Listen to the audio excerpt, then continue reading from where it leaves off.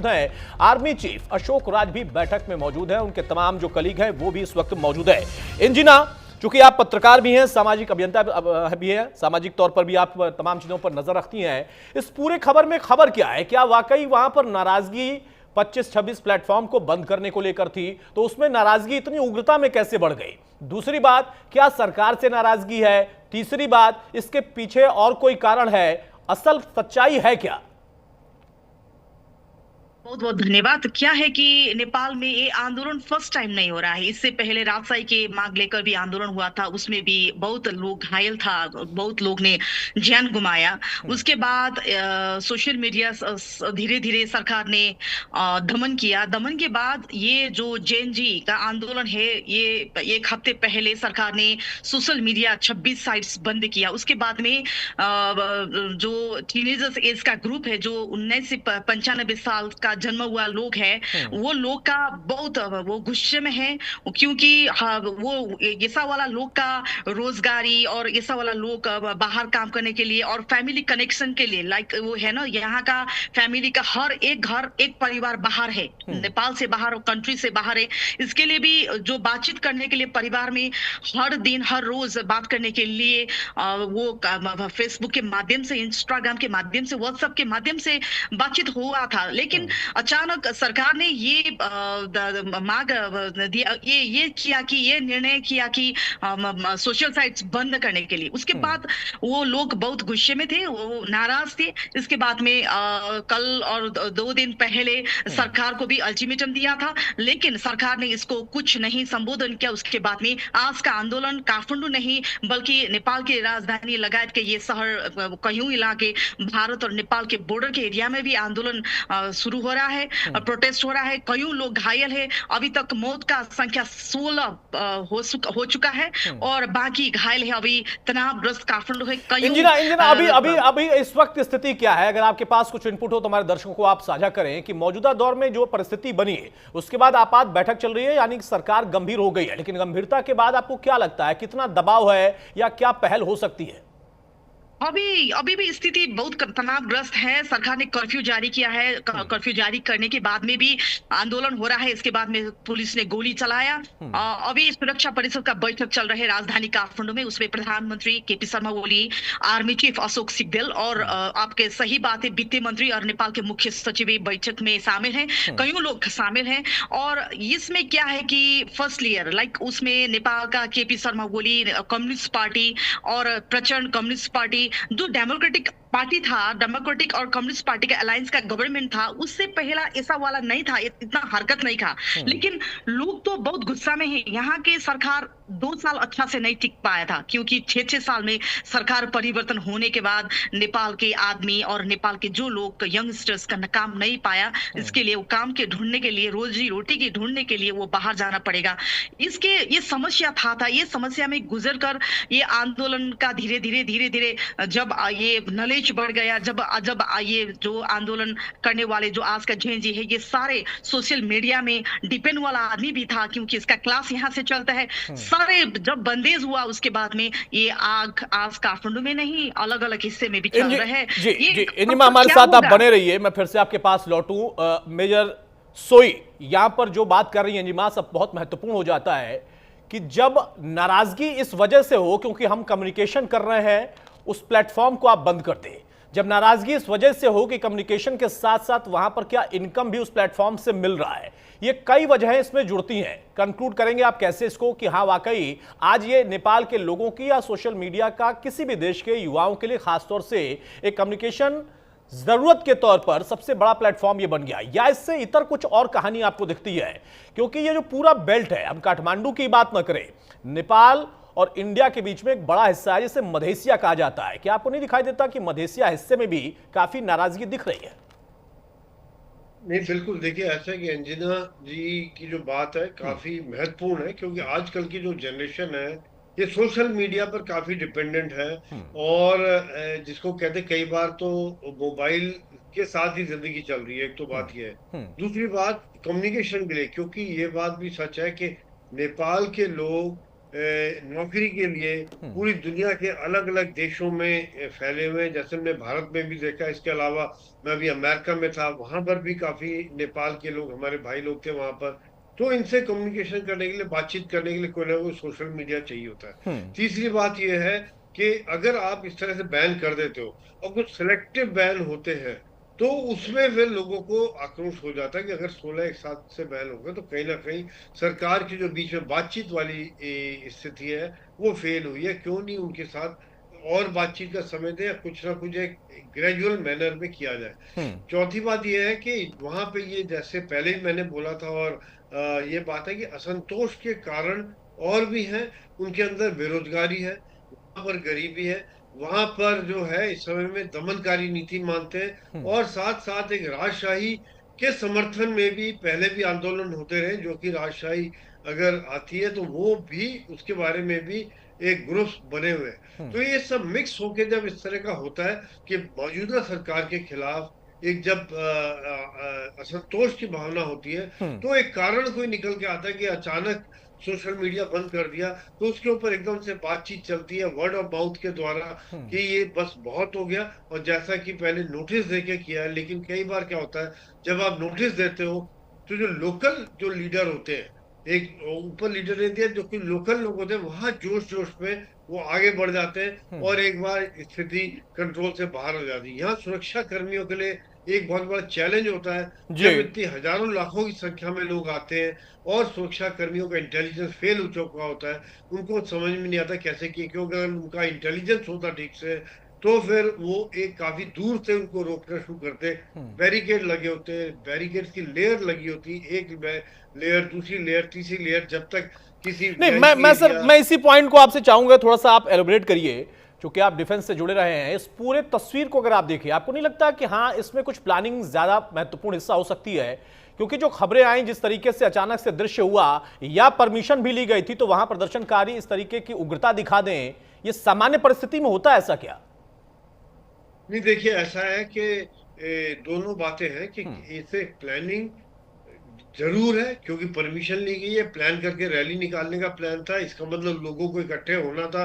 लेकिन क्योंकि एक असंतोष की भावना थी, तो बहुत हजारों लाखों संख्या में लोग निकल के आए, जिसका कि एक असर जरूर पड़ता है। सुरक्षा कर्मियों के लिए एक बहुत बड़ा चैलेंज हो जाता है यहाँ पर, उसको किस प्रकार से रोका जाए। दूसरी बात, जब कई बार जो उनका टॉप लीडरशिप के हाथ से भी कंट्रोल से बाहर चीजें हो जाती हैं, जो लोकल आगे हैं, लीडर हैं, छोटे छोटे जुलूस निकल रहे हैं, वहां पर वो एकदम से आगे लोगों का उत्साह, और वो करते करते चढ़ जाओ, एक मॉब मेंटेलिटी जिसको कहते हैं, वो मेंटेलिटी जब आ जाती है कि भीड़ वाली जो मानसिकता होती है कि हाँ कुछ नहीं कर सकते ये, हम चढ़ जाओ, तोड़ दो, हटा दो, ये सरकार हटा दो, सरकारी चीजें तोड़ दो, फोड़ दो, इस तरह की जब बातें होती हैं तो वो फिर इस तरह से कंट्रोल से बाहर हो जाती हैं। अतुल जी, बिल्कुल सही कहा आपने कि जो परिस्थितियां अभी दिख रही हैं उसका आकलन करना होगा, और तभी वहां पर तनाव की स्थिति में लगातार आपात बैठक भी जारी है। बड़ी खबर एक बार फिर से हम उसका रुख करते हैं, उसके बाद आगे बढ़ेंगे। नेपाल में सोशल मीडिया बैन से जो हालात बिगड़े,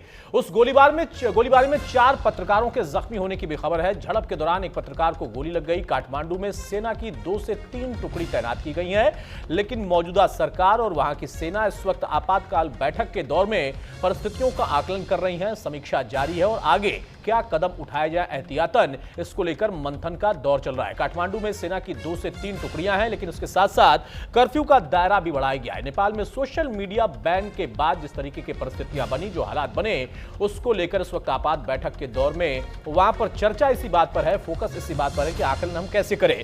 अंजना, इस पूरे परिस्थिति को अगर हम देखें तो अचानक से नेपाल की स्थिति थोड़ी सी असामान्य दिखाई देती है। भारत चूंकि पड़ोसी है, हमारा भी गंभीर रहना बहुत जरूरी है, लेकिन आपके नजरिए से क्या है? जैसा कि रिटायर्ड मेजर कह रहे थे, वो कह रहे थे कि जो परिस्थितियां बनी हैं, या फिर जिस तरीके से सोशल मीडिया पाबंद करने को लेकर बड़ी नाराजगी है, क्या इससे इतर कुछ तख्ता पलट या फिर राजशाही बनाम औली, इन चीजों की भी चर्चाएं हैं? क्योंकि यहां पर महत्वपूर्ण एक पॉइंट है, उसको आप गौर करिए। ये कहा जा रहा है कि जो आंदोलन है या ये जो उग्रता है, ये युवाओं की उग्रता है, जबकि नेपाल के एक बड़े हिस्सों के आप देखिए, वहां अगर आप जाएं तो ये चर्चा होती है कि हर एक युवा यहां का कहीं बाहर गया हुआ है, परिवार में महिलाएं या बुजुर्ग ही रह गए। तो इतनी बड़ी संख्या में युवाओं की नाराजगी वहां पर, ये अपने आप में सवालों के घेरे में है। अभी क्या है कि नेपाल में इससे पहला बहुत आंदोलन हुआ था नेपाल के राजशाही की मांग लेकर। इससे पहला राजशाही था, अभी नेपाल में राजशाही खत्म होने के बाद लोकतंत्र गणतंत्र आया।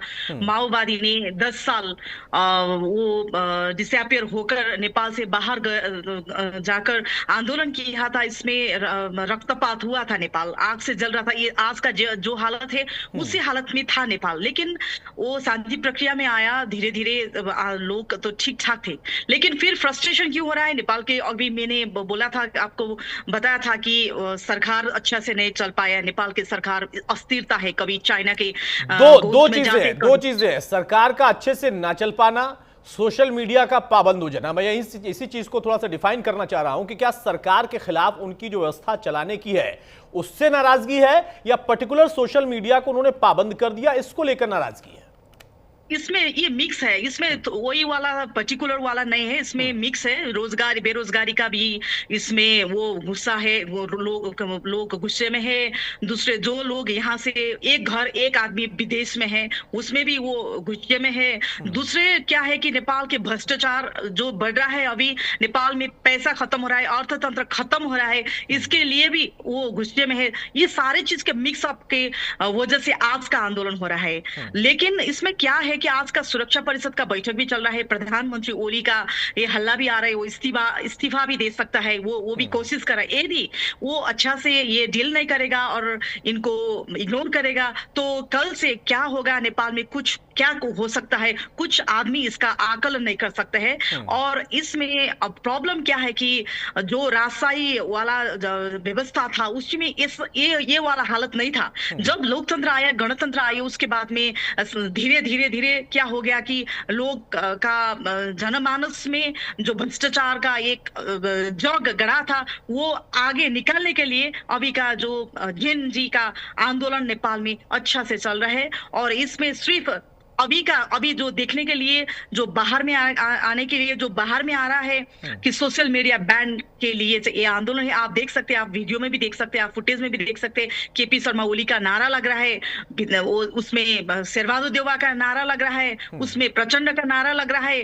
तो वो क्या है कि जेन जी का जो युवा है, वहां का जो छात्रा है, स्कूल ड्रेस में थे, उसने नेपाल को क्या बोल रहा है कि हम चलाएंगे, आप छोड़ दीजिए, ये मांग है। मेजर सोई, इस पूरी गंभीरता को अगर आप समझें कि हम चलाएंगे, सरकार अपनी जो सरकार चला रही थी वो व्यवस्था छोड़ दे, क्या ये सारी परिस्थितियां पिछले आंदोलनों से बदली हुई नहीं दिखाई देती हैं? सिर्फ नेपाल के सिनेरियो में देखें या फिर हम कुछ और देशों का आकलन करें, जैसा हमने पिछले दिनों बांग्लादेश में देखा या श्रीलंका की परिस्थितियां देखी, कमोबेश कुछ मुद्दे सिमिलर हो सकते हैं। लेकिन यहां जो नेपाल के मुद्दे हैं जिसके बारे में इंजमा कह रही हैं कि शायद अभी हम कह नहीं सकते कि पर्टिकुलर एक नाराजगी है, वहां पर मिक्सअप है। सरकार से नाराजगी है, बेरोजगारी मुद्दा हो सकता है, सोशल प्लेटफॉर्म बंद करना यह मुद्दा हो सकता है, कम्युनिकेशन एरर या कम्युनिकेशन बंद करना यह मुद्दा हो सकता है। इन सब के बीच में हिडन क्या आपको दिख रहा है? कोई इंटरनेशनल इसमें आपको कोई बात दिखाई देती है कि उसका दबाव है या फिर उस जरिए कुछ प्रेशराइज करने की कोशिश है? देखिए, अंजना जी की जो बातें हैं, मैं बिल्कुल उससे इत्तेफाक रखता हूँ कि बिल्कुल ठीक बातें कही हैं। और यही बात मैं भी कह रहा था कि कई सारे मुद्दे हैं जो कि एक दिल के अंदर भावनाएं भड़कती रहती है, फिर कोई ना कोई एक मुद्दा ऐसा होता है जिसके कारण वो सब के सब निकल के सड़क पर आ जाते हैं। और जैसा हमने कई बांग्लादेश जैसे बताया, श्रीलंका मैंने बताया था कि वहां पर किस प्रकार से लाखों लोग आ गए, सुरक्षा कर्मियां उसे फेल हो जाती है और उसके बाद से सरकार को भी, जैसे बांग्लादेश में सरकार बदली कर दी गई, श्रीलंका में भी वो उनको भागना पड़ा। लेकिन बाद में इस समय जैसे सुरक्षा परिषद की मीटिंग हो रही है, उनकी आपस में कमेटी की मीटिंग हो रही है, तो और उन्होंने बैन हटा दिया है, तो कुछ ना कुछ इनको अभी खुश करने की कोशिश करेंगे ताकि एक बार को ये लोग वापस चले जाएं और उसके बाद में फिर इनके जो नेताओं के साथ बातचीत करके आगे क्या देखा जाएगा वो होगा। इसके पीछे कौन है, कौन सी बड़ी ताकतें हैं, फिलहाल ये नहीं कहा जा सकता, क्योंकि एक राजशाही का भी एक चल रहा था इशू कि राजशाही वापस आए, जो काफी स्ट्रॉन्ग लोगों के अंदर भावनाएं हैं। कारण है कि ओली सरकार पिछले कुछ समय से सफल नहीं हो पा रही थी, दमनकारी नीति चल रही थी। एक जो इनकम्बेंसी वाली बात होती है कि काफी 12-15 साल से वो ओली सरकार चल रही थी, उनके अंदर एक लोगों के अंदर एक असंतोष की भावना थी, वो एक बदलाव चाह रहे थे। तो ये भी एक कारण हो सकता है कि इंटरनल कारण है कि बाहर से या किसी ने इसको हवा दी है। ये बात अभी कुछ कहा नहीं जा सकता अतुल जी। सर बिल्कुल महत्वपूर्ण आप बात कह रहे हैं कि अभी फिलहाल इसका आकलन नहीं किया जा सकता है, लेकिन वहां पर जो बैठक चल रही है उस बैठक में आपको क्या लगता है, अगर सरकार को दबाव में लेने की कोशिश है तो आपको लगता है कि परिस्थितियां कुछ ऐसी ही हैं कि सरकार को झुकना पड़ेगा? एक डिफेंस एक्सपर्ट के तौर पर आप इस बात को कैसे देखते हैं कि शुरुआत में जैसे ही आंदोलन की खबर आई, उग्रता बढ़ी या फिर लोगों की भीड़ बढ़ी, वहां यह कहना कि कर्फ्यू हमने लगा दिया है, तुरंत देखते ही गोली मारें, ये कुछ ऐसे कदम थे जो कि नागवार गुजर गए ओली सरकार के लिए? बिल्कुल, देखिए ऐसा जब इस तरह की जंजी वाली बात आती है, ऐसे में कभी कभी बहुत ज्यादा सख्ती नुकसानदायक हो जाती है, काउंटर प्रोडक्टिव हो जाती है, और ज्यादा संख्या में लोग उग्र हो जाते हैं, और फिर वो गोली मारेंगे तो कितनों को मारेंगे, और है तो अपने ही नागरिक, कोई विदेशी नहीं है, कोई आतंकवादी नहीं है, या कोई वो टेररिस्ट नहीं है। तो ये एक बहुत बड़ा चैलेंज हो जाता है, और एक बार इस तरह की भावनाएं हो तो इस समय में मेरे ख्याल से सरकार कहीं ना कहीं कुछ छूट देने की बात करेगी, और कुछ रिलैक्सेशन देने की बात करेगी, नरमाई लेके आएगी, और साथ साथ कर्फ्यू तो लगाए रखेंगे ताकि हर आदमी घर से ना निकल पाए। बात कुछ नरमाई वाली घोषणाएं होंगी, लेकिन एक सख्ती भी बना के रखेंगे, और इनके लीडर्स के साथ फिर बातचीत करके कैसे इसको आगे बढ़ाया जा सकता है, कोशिश ये रहेगी सरकार की मेरे हिसाब से। अतुल जी, सर हमारे साथ आप बने रहिए। इंजीनियर जिस बात का जिक्र यहां पर कर रहे हैं कि सरकार हो सकता है कि नरमी लाने की कोशिश करे, बहुत ज्यादा सख्ती कई बार परिस्थितियों को और ज्यादा डिस्टर्ब कर सकती हैं। आपके इनपुट्स क्या कहते हैं, क्योंकि आपने कहा कि नाराजगी आज की नहीं है, वही बात सर भी कह रहे हैं कि अचानक से नाराजगी नहीं है, एक आग थी जो कि दबी हुई थी और उसे एक प्लेटफॉर्म मिला जहां पर वो अचानक से उसका दायरा बढ़ गया, ज्वालामुखी में वो तब्दील हो गई। क्या वैसी परिस्थितियों के लिए कोई आकलन पहले से था, खुफिया इनपुट्स नहीं थे, या उसको इग्नोर किया जा रहा था ओली सरकार के द्वारा, और अब जब प्लेटफॉर्म इस तरीके का बन गया, परिस्थितियां वहां पर थोड़ी सी उनके लिए नेगेटिव बन गई, तो एकदम से झुकना, ये बैकफुट पर जाना भी हो जाएगा उनके लिए? क्या था कि ये फ्रस्ट्रेशन ये पहले भी था, कईयों साल से था, लेकिन ये दोबारा है। ओली सरकार आने के बाद दो दल का नेपाल में, वो कांग्रेस और नेकपा एमाले, वो दो, फर्स्ट पार्टी कांग्रेस है, सेकंड पार्टी एमाले है, दो पार्टी मिलकर सरकार बनाया। उसके बाद में वो पत्रकार को भी अटैक कर रहा है, वो कईयों लोग को, जो सोशल एक्टिविस्ट है उसको भी अटैक कर रहा है। वो सारे चीज के मिक्सअप होकर आज का आंदोलन हुआ। लेकिन क्या है कि यदि सरकार फिर दबाने की कोशिश कर रहे हैं, यदि सरकार इसको फिर इग्नोर करेगा, आज देखने के बाद में भी ये इग्नोर करेगा, तो कल से क्या होगा कुछ नई आकलन कर सकते, मैंने आपको बोला था। और दूसरे क्या है कि नेपाल में अभी आर्मी भी उतार रहा है सड़क में, पुलिस भी उतार रहा है, गोली कितना चला रहा है ये इसके अंदाज नहीं है। नेपाल में अभी क्या है कि राजशाही के मांग जोर से, ये मुद्दा जोर से उठ रहे हैं। नेपाल के नव युवराज हृदयेन्द्र जब नेपाल के जो बिकट एरिया, जो रिमोट एरिया जुमला गया, उसके बाद में भी जो आज का जेनजी है, उसे लोग उसका प्रमोशन कर रहा है। वो बोल रहे थे कि राजा आओ देश बचाओ, ऐसा नारा नेपाल में चल रहा है, ऐसा नारा के आवाज उठ रहे। लेकिन आज का आंदोलन में भी ये भी आवाज था, राजशाही का फिर मुद्दा उठा रहा है, और हिंदू राष्ट्र का मुद्दा उठा रहा है, सारे चीज के मुद्दा तो है। तो आज का खास मांग क्या है कि ओली सरकार खत्म करने के बाद ये सिस्टम फेलियर की जा रहा है, सिस्टम फेलियर के कोशिश में हो रहा है, क्योंकि ये दल का कारण, ये कोई कारण, कोई इंटरनेशनल अलावा कोई का कारण नहीं है, सिर्फ यही का नेता लोग का कारण, ओली सरकार का कारण सिस्टम फेलियर तक जा रहा है। और मैं आपको रोककर एक सवाल पूछना चाहूंगा, क्या इस पूरे आंदोलन के पीछे कोई पॉलिटिकल हिडन एजेंडा भी है? जिस बात का आपने जिक्र किया कि हाँ, राज परिवार या युवराज का सामने आना, कुछ दौरा करना, और उसके बाद ये मांग उठना कि आप फिर से आओ, सरकार में आओ, व्यवस्था चलाओ, क्या कोई हिडन पॉलिटिकल एजेंडा दिखता है इसमें? नहीं, क्या है हिडन, तो ये नहीं है कि ये तो बाहर वाला छुपाने वाला बात ही नहीं है, ये बाहर आ रहा है, ये सामने में है। ये लोग ने, ये 18-19 साल के बच्चे लोग ये आवाज उठा रहा है, इसमें छुपाने वाला बात नहीं, हिडन नहीं है। लेकिन आज का आंदोलन का खास क्या है, बांग्लादेश देश मॉडल क्यों मैं बोल रहा हूँ कि ये आंदोलन में नेता लोग नहीं है, इसमें कौन है कैप्टन, कौन है लीडर नहीं है। सारे जो आंदोलन में 20,000 30,000 युवा है, सड़क कब्जा कर रहा है, वो लोग सारे वो लीडर है, सारे वो अध्यक्ष आज का आंदोलन का। इसके लिए आंदोलन के पीछे कुछ मकसद हो सकता है, लेकिन फर्स्ट मकसद क्या है कि सिस्टम फेलियर, ये सिस्टम खत्म करने के बाद वो दूसरा सिस्टम आ सकते हैं।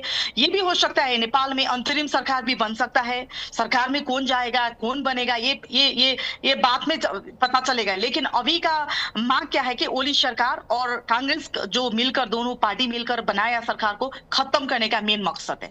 अंजुमा, हमारे साथ आप बने रहिए। मेजर सोई, ये अपने आप में और गंभीर हो जाता है।